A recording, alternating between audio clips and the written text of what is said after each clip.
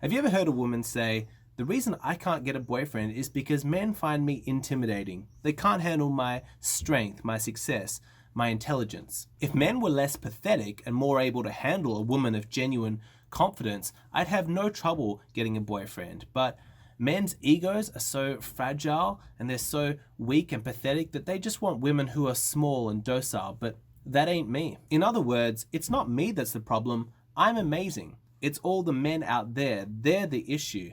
I'm great, but they find that intimidating. What a delusional rationalization. Let me explain what's actually going on here. Women who blame men for their lack of success in dating, saying that men find them intimidating, are often older, very disagreeable and argumentative, lack any kind of femininity, and often really controlling. The reason why they can't attract a man and get a boyfriend isn't because men find them intimidating, it's because men find them unattractive, because the traits that they have are ugly traits for a woman to have. Older women who are 35 plus and single often have a really difficult time accepting that they left their best years in terms of looks behind them. They were probably happy with all the male attention they were getting when they were at their peak, like when they're in their early 20s and they're flirting with lots of guys and soaking up all of that positive affirmations and validation.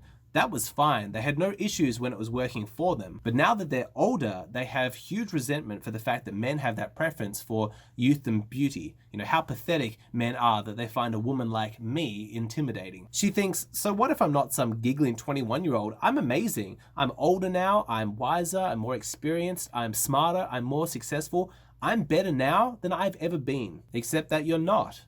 At least not in the eyes of men who are judging you as a dating prospect, because when it comes to what men are looking for in a female partner, youth and beauty are always going to be at the top of that list. There's no point shaming men for that. This is biological. We are hardwired to respond to fertility cues. We're attracted to women who are going to be able to get pregnant and then raise healthy children. When that's the playing field, you can see that a 38-year-old woman is never going to be a match for a woman who's 15 years younger. But despite how obvious that would seem to be, it can be a really painful reality for an older woman to face, especially if she feels like she has wasted her best years. She squandered her youth chasing cheap thrills and casual hookups instead of doing what she should have done, which is leveraging her youth and beauty in order to attract a high quality man into a long-term relationship, someone who's going to be with her for her entire lifetime. But realizing that you screwed up and you missed that opportunity, that is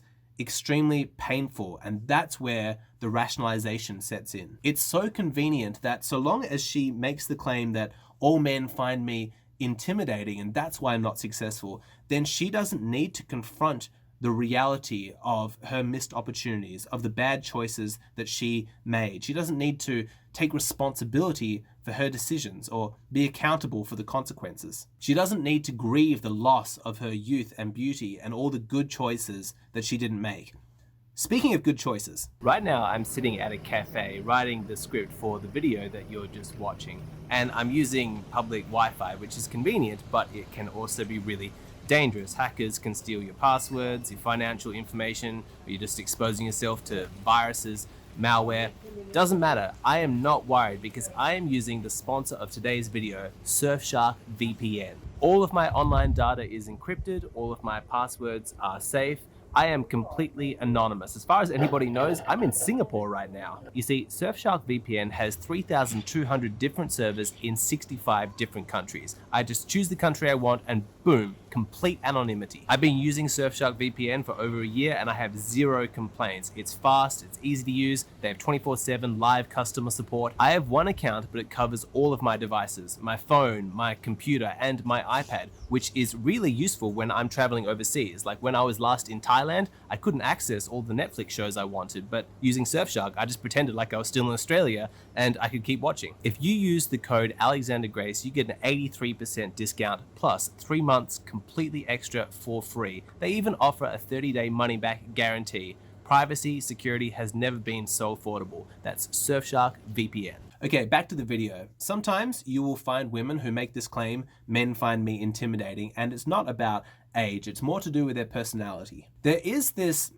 certain type of woman that has a bizarre level of entitlement. Women who feel like they can be outwardly unpleasant. They can be critical, aggressive, belittling, even directly insulting to men, and yet they still feel entitled to male attention. Of course, men don't give it to them because men are attracted to femininity. Why would she want to date a woman who's always disagreeing with him, starting fights, and being rude and unpleasant? Now, one of these entitled women might say, so what? You just want a woman who's sweet and kind and is always nice to you and just, respects your masculinity and your leadership? Is that really the kind of woman that you want? Yes, of course. Now, that doesn't mean that we don't want a woman who is intelligent, has her own point of view and her own ambitions and accomplishments. That's fantastic. But should a disagreement arise, why would we not want it resolved with kindness and sweetness? Being highly combative is a really ugly trait in women, and men are not going to be attracted to a woman like that because it's so thoroughly unfeminine. And this shouldn't be a shock or a revelation. Just flip the genders and you'll see what I'm talking about. Are women going to be attracted to like a highly feminine kind of man with no opinions of his own, no discernible masculinity or leadership? Absolutely not. Men are attracted to feminine women and women are attracted to masculine men. The straw man here with the claim that men find successful, intelligent women intimidating is that whether or not a woman is successful is rarely the issue. If a woman is smart and has a great career, men don't mind that. That's a bonus. It's not like a man says, wow, she's this really amazing woman, but, unfortunately, I don't like to date women who have any discernible intelligence.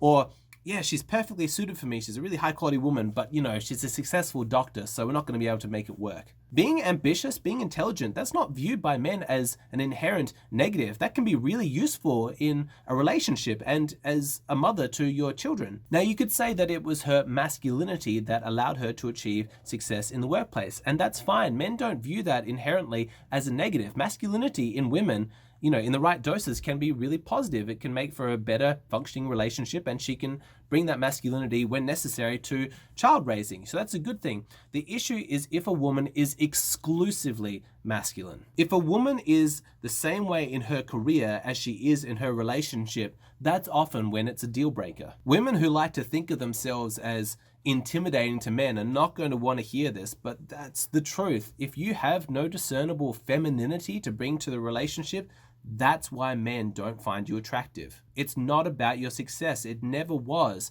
We're happy to help with that. If you need a coach on how to be more masculine, feel free to come to us. We'll tell you how to disagree with the bosses, to ask for a promotion, to ask for a raise, to be more assertive. We'll, help you out. That's absolutely fine. But you can't treat the intimate romantic relationship that the two of you share as though it's a boardroom negotiation. If the two of you are trying to, out masculine each other, it's not going to work. Men don't want that. And it's not because men find it intimidating, it's because it's pointless. We are attracted to femininity for a reason. Biologically, we're always going to be attracted to women who we perceive to be good mothers. And what personality traits make a good mother? It's a lot of the feminine ones, being kind, patient, nurturing, compassionate. Now, sometimes a mother needs to display some masculinity, put some boundaries out, and that's absolutely fine. That's good. We encourage that. We all know that children need leadership, they need boundaries, and sometimes they need strong discipline. But you know what? That actually comes pretty naturally to us. We're men. We like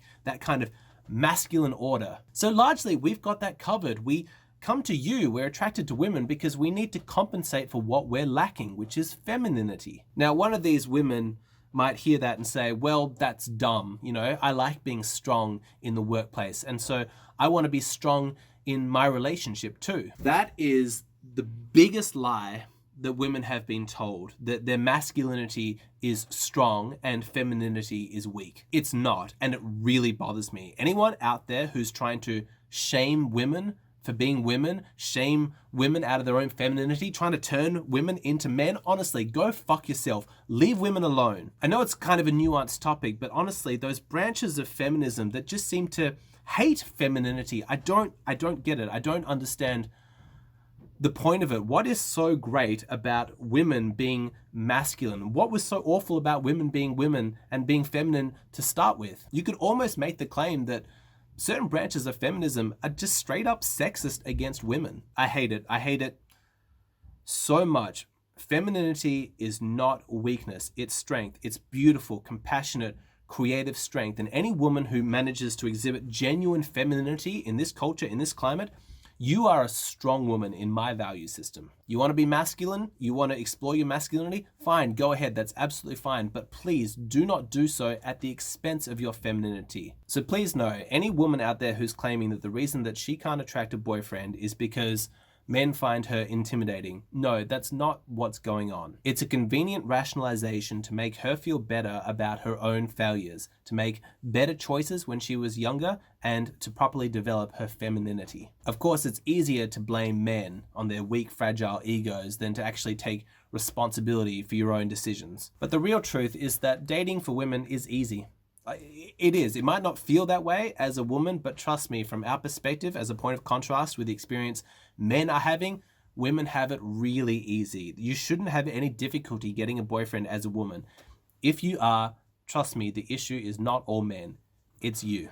I really enjoyed my latest Patreon video. Somebody asked me, what advice would I give a woman in her mid-30s if she still wanted to attract a high-quality man?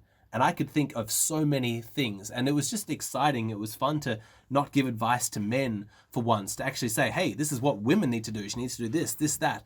Really great video. If you want to see it, please go and sign up at my Patreon. It's just a $5 a month subscription. Check out all of the topics that you get. There's a huge list. There must be at least 150 videos available there now. For just $5 a month, tremendous value. It's a great way to support the creator. We have an amazing community over there. I'd love to have you be a part of it.